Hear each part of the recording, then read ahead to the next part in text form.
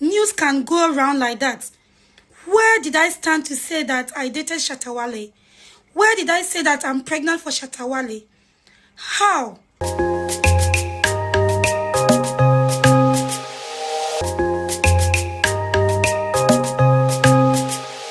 The story I'm in and say Akuapem Poloo abeka nsem ba ku mienu bi afa ayenyin say Ghana for say onyem edema Shatta Wale ho na asem no kra etisen.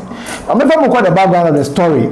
April busumi mu na che say Akuapem Poloo edeba social media so say Shatta Wale ache no iPhone 13 Pro Max and 2000 Ghana cedis and the nyasem keto social media ne so asida and a father Shatta Wale daddy Shatta Wale and I gonna say in Shatta Wale ni obiane Shatta Wale generous or show love near daddy but say Shatta Wale be show Akuapem Poloo love no na e Ghana for na adwen no monti ase so because Shatta Wale ni die na bisa no more tro sana na Ghana for cause Shatta Wale die no more tro it so check Akuapem Poloo adia na be say bibi won because Shatta Wale na say ena satamichi jani si hono ena okofa marigold se dey ina no su jani si ho ena okofa alfriday ya o jani ya nchele Akuapem Poloo ebe post here say Shatta Wale ache ne iPhone any 2000 Ghana cedis it said there was something fishy and hono mana Ghana for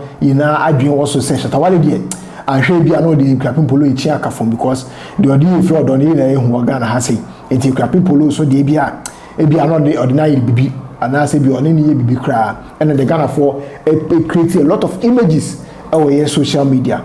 So now when I what Akuapem Poloo call a photo shoot be and all the photos never to social media so I for now okay photo now a mammy and son a photo Akuapem Poloo can home and son and a mammy original Akuapem Poloo in chain and Akuapem Poloo I say now say now why no among your phone a pie now your phone is a pin I saw pin for your phone.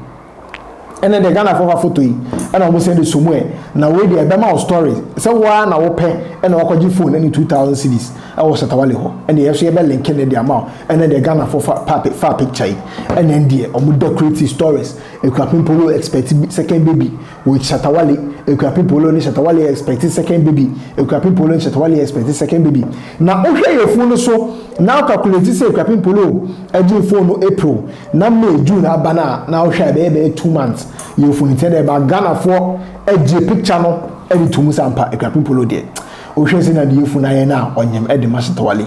Now when Poloo na gasebem za asem na kodu ne pra no e na oba be record videos akasa fa asem ne ho appointing was set to record street what I say acheche ni say ni mo ene one Shatta Wale de do mo ntemi da but answer na be kokoshe videos no obi posti eye enema we e we ne Instagram page so someone pulled my attention on a news going around that I am pregnant. Hey, in this picture I finished banku with okro before doing the shoot. Please, I am not pregnant. Why? I wish though and I receive it but at the right time, at God's own time. Poloo say, oh, you say they can the pa. You say they why not pin say? You say they can the pa. Oh, baba akweda. Nti nka the pa now so when at the right time. And on yam so. No picture na mu here there. Me phone na yes obi anyim 2 months no. Mo ya calculations of no. Ni na ne say no okodi benku any okro stew and also okro soup so a ansa na okoye photo shoot no. Nti no result and a appear e photo shoot no emu. And on the audio and all every Ghana for any so and or twaso or cyber posting a great of a photo no any video be and or cheche and say I did this photo shoot last month. Check the video and tell me what you see because I did the video the same day of the hair photo shoot.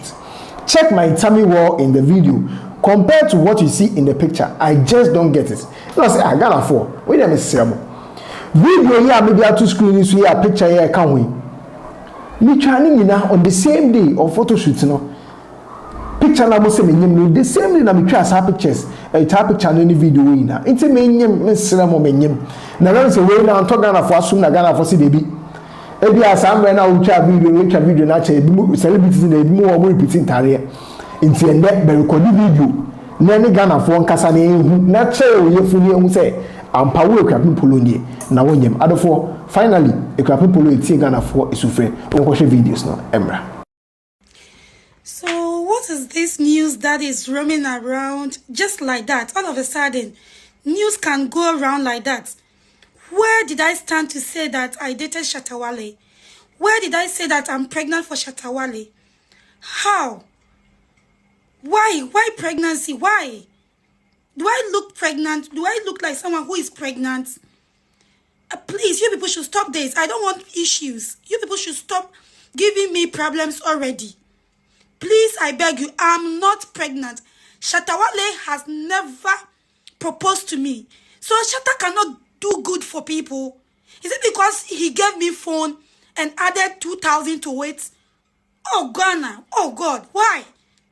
Why? Why me? Why all this? Please, so I beg you in the name of God. I'm not pregnant for Shatta Wale. I'm not pregnant at all. I see people saying they thought I was going to show my tummy in my recent video. You want me to prove to you that I'm not pregnant by showing my tummy? Oh God. I did this video and I'm clearing the air because I know a lot can happen out of this. And for the fact that they are adding Shatta Wale to this, it's not good. It's not good at all. He's having his family, he's having his relationship to save. Do you get me? I did a photo shoot and mistakenly my tummy showed that way. I'm not pregnant. I'm not pregnant. Does this tummy looks like pregnant tummy? Eh? Do I look like pregnant? Someone who is pregnant? I'm not pregnant. I'm not pregnant.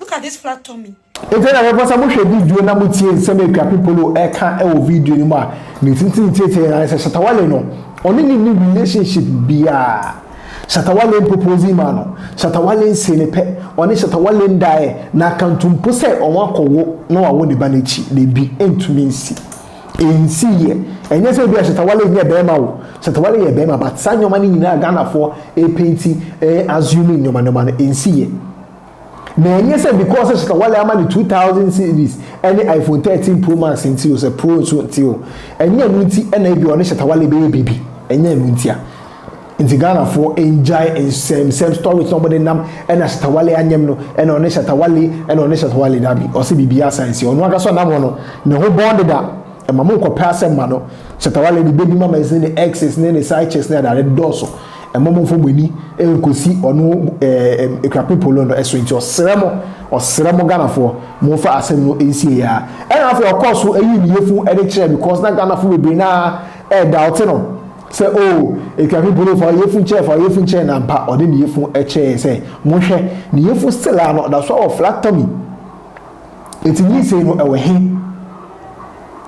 ni say no ewe he ni say ne ya de papa but some me prepare on mo ka say die onyem nti Ghana for we ne suma Akuapem Poloo asuma say ye fa amane yi emebom say onu Akuapem Poloo so to ebi say Akuapem Poloo onyem ene Akuapem Poloo Shatta Wale ni na eye ntro mo si o mo say hu